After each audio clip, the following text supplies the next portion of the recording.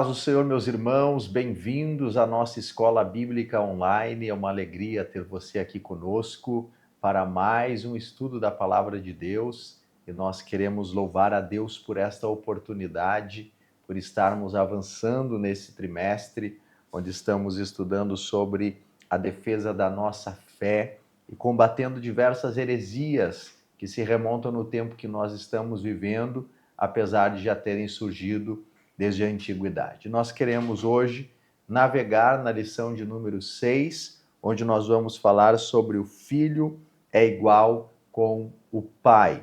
E nós vamos poder perceber que esta lição é, na verdade, uma continuidade do que nós já vimos na lição de número 4 e a lição 5. Na lição 4 falamos sobre a doutrina da Trindade e naquela ocasião pudemos combater a heresia do unicismo e também do unitarismo, lembrando que quando falamos do unicismo, falamos de uma heresia que confunde as pessoas da Trindade Divina, uma vez que nós temos Deus Pai, Deus Filho e Deus Espírito Santo como sendo um único Deus, subsistindo em três pessoas distintas.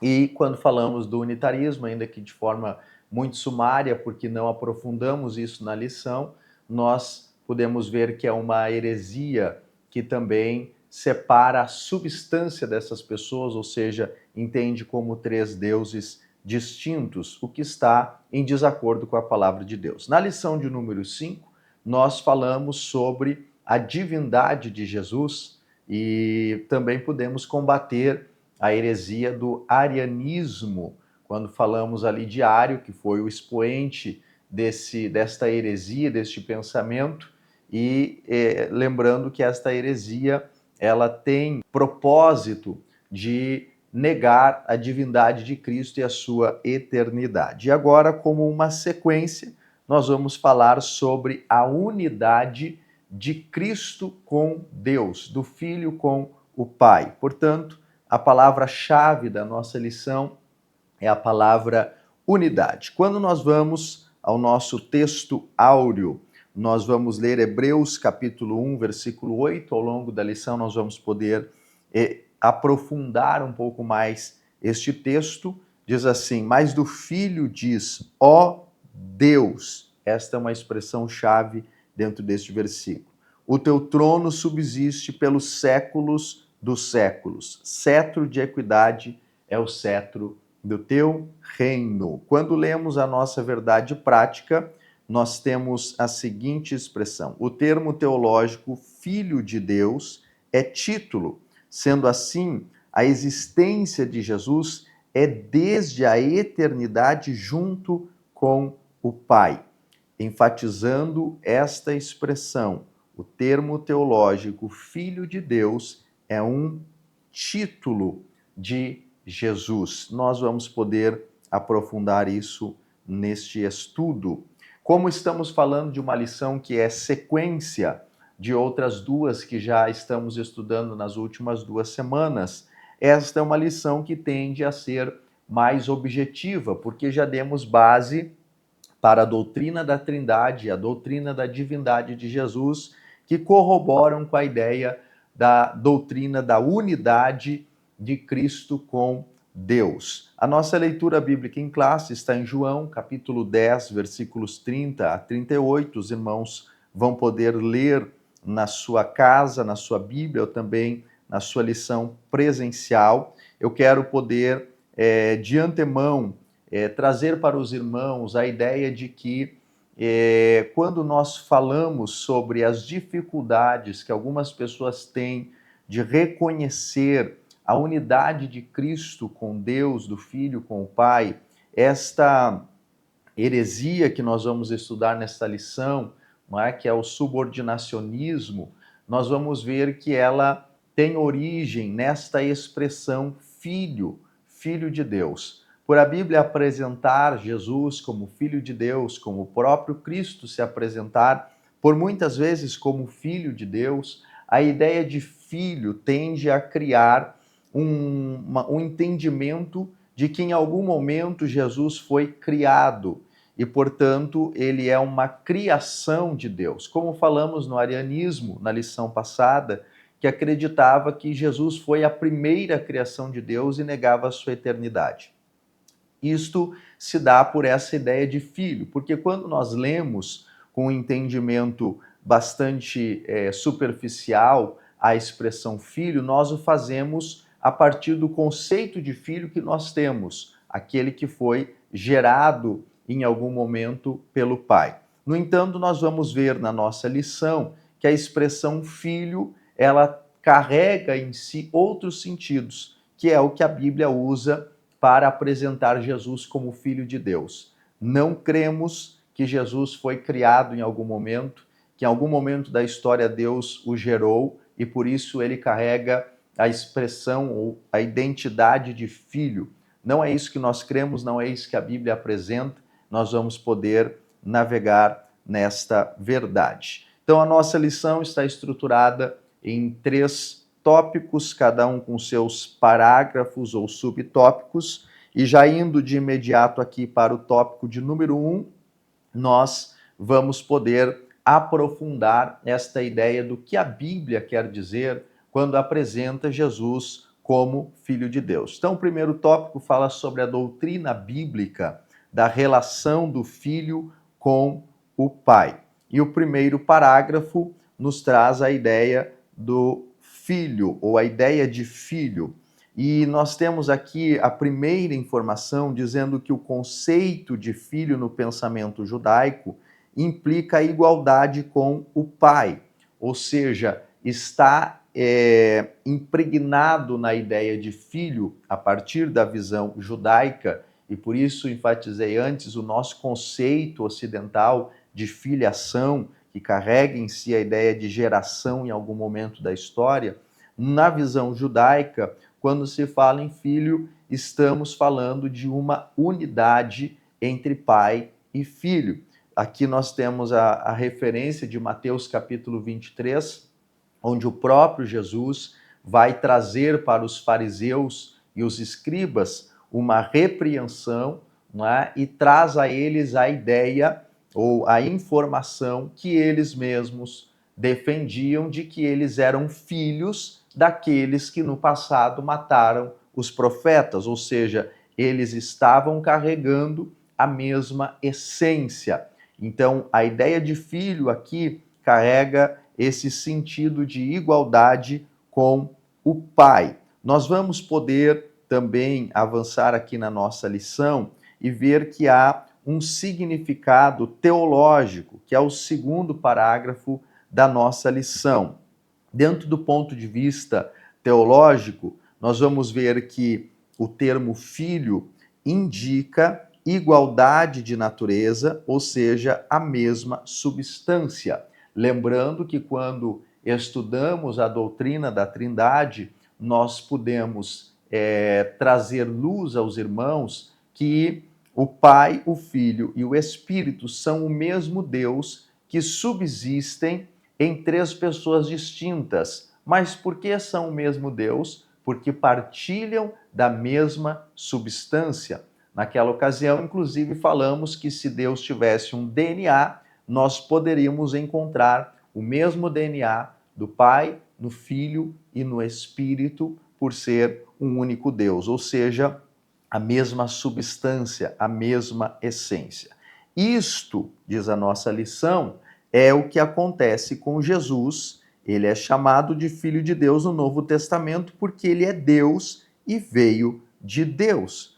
No Evangelho segundo escreveu João, capítulo 8, versículo 42, o próprio Jesus diz: eu saí e vim do Pai.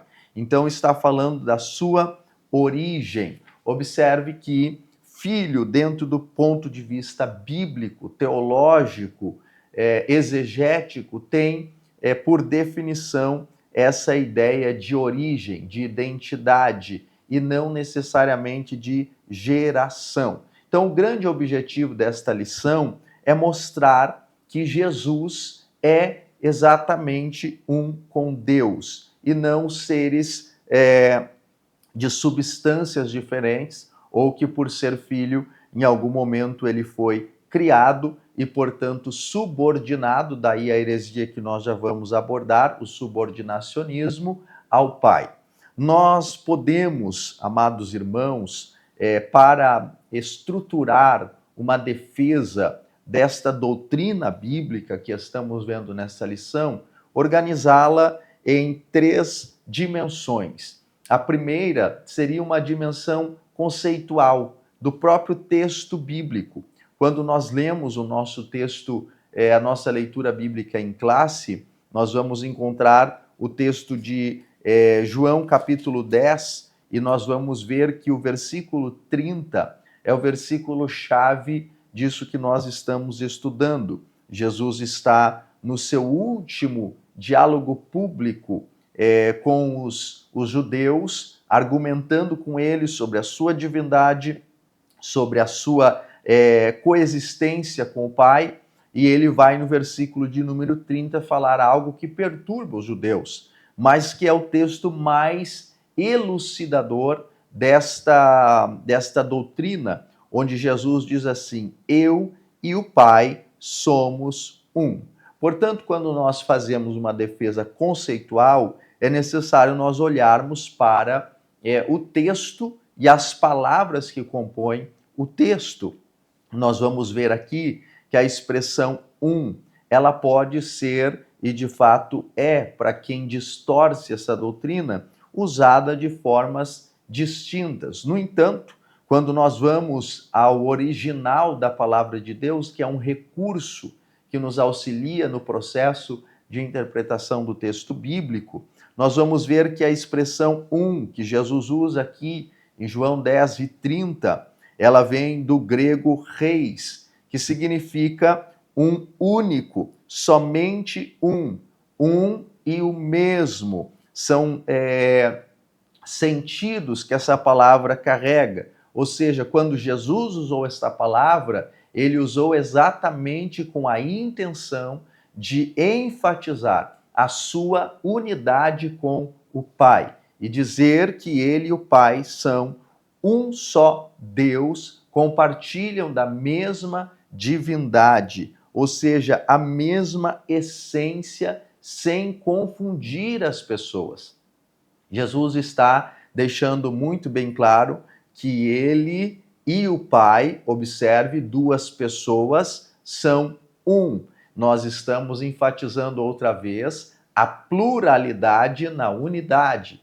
Nós estamos lembrando da doutrina da Trindade. O Pai, o Filho e o Espírito Santo, um único Deus, existindo em 3 pessoas distintas. Então, uma mesma essência, nós somos um, sem confundir as pessoas, eu e o Pai. E Jesus, ao falar isso, ele vai criar uma reação, outra vez, adversa no coração daqueles judeus que não podiam com essa ideia, não podiam conceber esta ideia. E então nós podemos ir para uma segunda dimensão da defesa dessa doutrina. Primeira, conceitual. A palavra um é muito clara. Ela traz a ideia de unidade, um e o mesmo. E ao falar eu e o Pai, nós vemos que não há confusão nas pessoas. Agora, numa segunda dimensão desta defesa, nós podemos classificá-la como uma dimensão exegética ou interpretativa do próprio texto bíblico. Porque se nós continuarmos a leitura, e eu recomendo que os irmãos o façam, nós vamos ver que os judeus, eles vão pegar pedras para apedrejar Jesus. Jesus vai dialogar com eles o motivo de ser apedrejado, se é por uma das suas boas obras. E no versículo de número 33, eles vão responder dizendo: não te apedrejamos por alguma obra boa, mas pela blasfêmia, porque sendo tu homem, te fazes Deus a ti mesmo. Observe que algumas pessoas, como nós vamos ver aqui, Orígenes, por exemplo, que foi quem postulou a heresia, não é, do subordinacionismo, não conseguiram entender o que os judeus daquele momento entenderam. Os judeus entenderam que Jesus estava deixando muito claro que ele era Deus, que ele era exatamente como Deus é, a mesma divindade. E o próprio texto, numa leitura muito simples, permite que a gente faça esta interpretação e compreenda que aqueles judeus entenderam que Jesus estava falando, que ele é exatamente igual a Deus, o Pai. Então, a mesma essência, a mesma substância. Agora, nós podemos ir ainda para uma terceira dimensão desta defesa da doutrina da unidade do Filho com o Pai. Falamos sobre uma dimensão conceitual, acabamos de ver de forma muito simples uma dimensão exegética, e agora podemos ver também uma dimensão mais ampla no sentido bíblico, de podermos navegar e consultar alguns textos da palavra de Deus, tanto no Antigo quanto no Novo Testamento, que corroboram com esta doutrina e comprovam a unidade do Pai com o Filho. Permita-me ler para os irmãos o Salmo de número 45, os versos 6 e 7, onde a Bíblia Sagrada nos diz: O teu trono, ó Deus, é eterno e perpétuo. O cetro do teu reino é um cetro de equidade. Tu amas a justiça e aborreces a impiedade. Por isso, Deus, o teu Deus, te ungiu com óleo de alegria mais do que a teus companheiros. Ora, como assim Deus, o teu Deus? Parece que há aqui uma ideia de dois deuses, mas nós vamos entender pela leitura da palavra de Deus que o escritor aos Hebreus, no capítulo 1 e no verso 8 da sua carta, conseguiu nos elucidar o que o salmista profeticamente estava cantando na sua composição. Diz o texto de Hebreus 1 e 8: Mas do Filho diz, uma citação do Salmo 45, ó Deus, o teu trono subsiste pelos séculos dos séculos, cetro de equidade é o cetro do teu reino. E a expressão-chave para a interpretação do Salmo é o que o escritor aos Hebreus começa dizendo no verso 8, mas do Filho diz. Portanto, não temos uma confusão de deuses, não temos dois deuses, temos um reconhecimento da divindade de Jesus e da sua unidade com o Pai. Ele é tanto Deus quanto o Pai é Deus. Isso está aqui no terceiro parágrafo do nosso primeiro tópico, esta relação destes dois textos que nós acabamos de apreciar. Portanto, estamos vendo que quando o salmista fala que Deus, o teu Deus, te ungiu, ele está falando como se falasse com o próprio Senhor Jesus Cristo. O teu Deus te ungiu. E ele no verso 6 diz, o teu trono, ó Deus. Ou seja, Deus aqui é o Senhor Jesus Cristo, como o escritor aos Hebreus assim o escreveu. Também poderemos ver aqui, meus amados irmãos, na carta aos Hebreus, também no capítulo 1, agora no versículo de número 3, que o filho, dentro deste conceito de filiação, que traz um pouco de confusão para que algumas pessoas entendam esta estrutura da relação de Cristo com Deus, do Filho com o Pai, no versículo 3 diz assim, o qual, sendo o resplendor da sua glória e a expressa imagem da sua pessoa, ele está falando de Jesus, ou seja, Jesus é um resplendor da glória de Deus e a expressa imagem da sua pessoa. Ou seja, o Filho é aquele que expressa o caráter do Pai. O Filho é aquele que carrega a essência do Pai. O Filho é aquele que demonstra quem o Pai é por ser como o Pai é. Por isso que esta expressão Filho de Deus é atribuída a Jesus. Observe que muitas vezes, o próprio centurião de Cafarnaum, pessoas chegaram até Jesus dizendo verdadeiramente tu és o Filho de Deus. que estas pessoas estavam dizendo é: tu és como Deus andando na terra. Tu és uma expressão de Deus entre nós, reconhecendo a unidade do Filho com o Pai.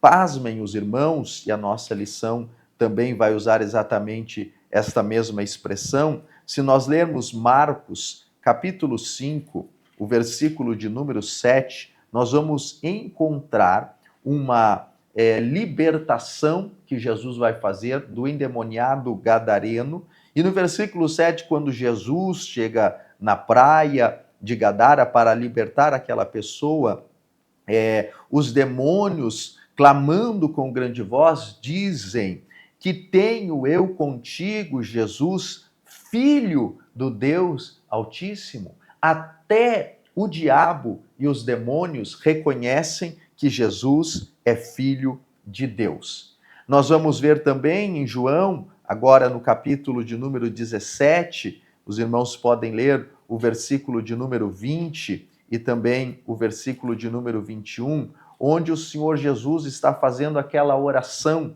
pelos discípulos e indiretamente por todos nós, os seus filhos. Nós vamos ver Jesus orando, dizendo: eu não rogo somente por estes, mas também por aqueles que pela sua palavra hão de crer em mim, para que todos sejam um, como tu, ó Pai, o és em mim e eu em ti. Jesus outra vez enfatiza a sua unidade com o Pai. Somos um único Deus, que carregam a mesma substância, a mesma essência, a mesma divindade. E aí, meus irmãos, nós vamos avançar aqui para o segundo tópico da nossa lição, onde nós temos a heresia do subordinacionismo. Então, o primeiro parágrafo fala sobre Orígenes, que foi quem postulou, né, essa falsa doutrina, esta heresia, e nós vamos ver que este homem, nos séculos 2 e 3, foi uma pessoa extremamente influente que conseguiu dividir a igreja e os estudiosos da época, e até hoje nós temos resquícios desta heresia aqui entre nós. E aí lembremos da nossa primeira lição desse trimestre. Toda heresia tem o potencial destrutivo, de divisão, de causar facções dentro da igreja. Nós vamos ver aqui que nesse primeiro parágrafo, diz que, segundo os seus críticos, parece que a trindade defendida por ele era subordinacionista, ou seja, o Filho era subordinado ao Pai e o Espírito Santo subordinado ao Filho. No entanto, a Bíblia revela a igualdade das três pessoas na Trindade. Já falamos bastante sobre isso. Observe que existe uma ênfase de mostrar categorias distintas e inferiores e superiores entre as três pessoas da Trindade divina. Isto é uma grande heresia que nega não só a Trindade, mas também a divindade de Jesus e a sua unidade com o Pai. O segundo parágrafo fala sobre o período pré-niceno. O que significa isso? Vamos lembrar que na história da igreja nós temos aquele concílio de Nicéia, onde se reúnem os pais da igreja para debater exatamente este assunto.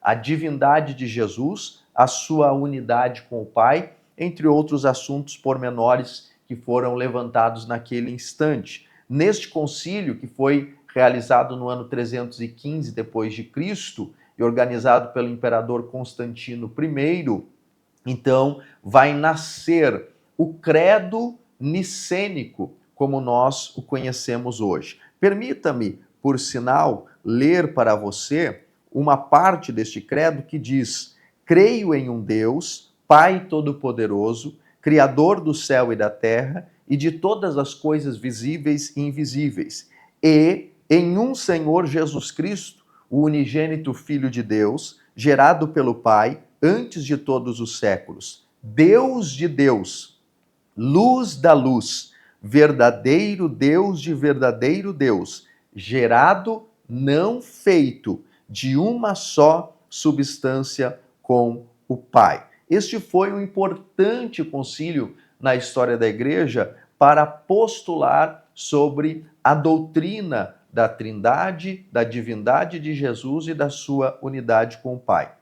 Ainda que nós avancemos ao longo da história para que isso se tornasse ainda mais claro, mais definido dentro do que nós temos como dogma, ou seja, o nosso conjunto de crenças, não é, que hoje nos guiam de acordo com a palavra de Deus. Nós vamos ver que neste período pré-niceno, ou seja, antes deste concílio, né, o subordinacionismo ele foi desenvolvido numa ideia, uma tentativa, diz a nossa lição, ainda que equivocada, de preservar o monoteísmo. Qual era o medo? Que alguém estivesse adorando vários deuses. E então, nessa tentativa equivocada, negaram a divindade absoluta de Jesus. Para defender a ideia de que nós temos somente um Deus, então negaram a divindade de Jesus. Isto foi um grande equívoco,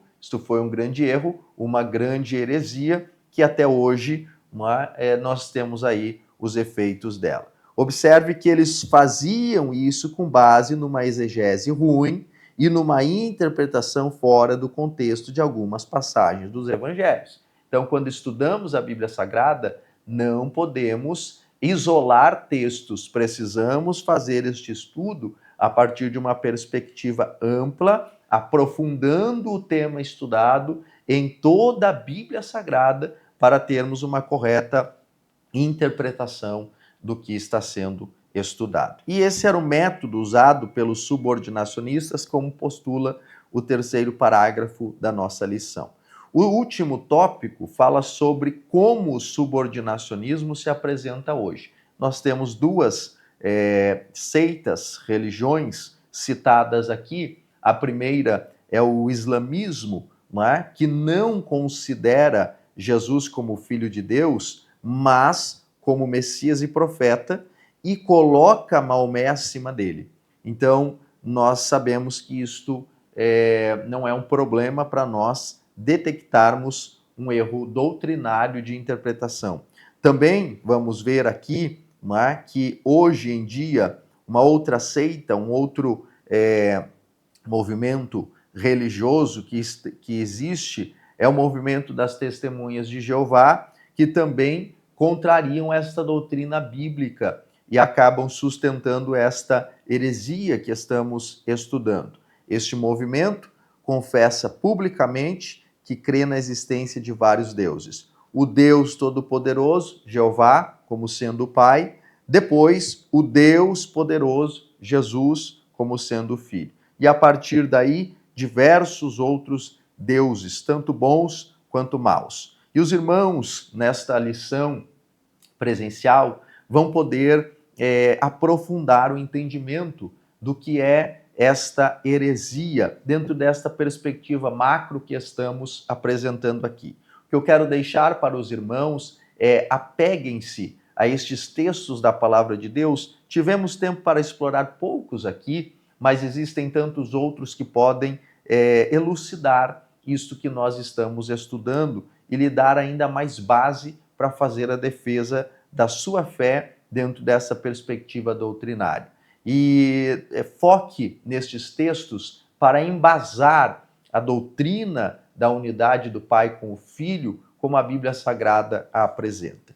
Quero ler a conclusão, onde temos aqui a informação de que o termo filho em relação a Jesus tem sido assunto de debate teológico desde o período dos pais da igreja. Observe que não é uma discussão nova que está surgindo agora. E isto ainda gera muita dúvida entre muitos teólogos. A interpretação bíblica que se faz é: Jesus é filho unigênito, não porque foi gerado. Já falamos sobre isso, mas sim porque é da mesma substância do Pai. Para concluir, lembremos-nos de que para todas as lições desse trimestre precisamos de fé na palavra de Deus. Somente quem crê que a palavra de Deus é a verdade, que ela não erra e que ela é infalível, pode crer nessas doutrinas que estamos estudando e com muita sabedoria, graça e entendimento combater estas heresias que estamos conhecendo. Que Deus te abençoe. Até a próxima aula.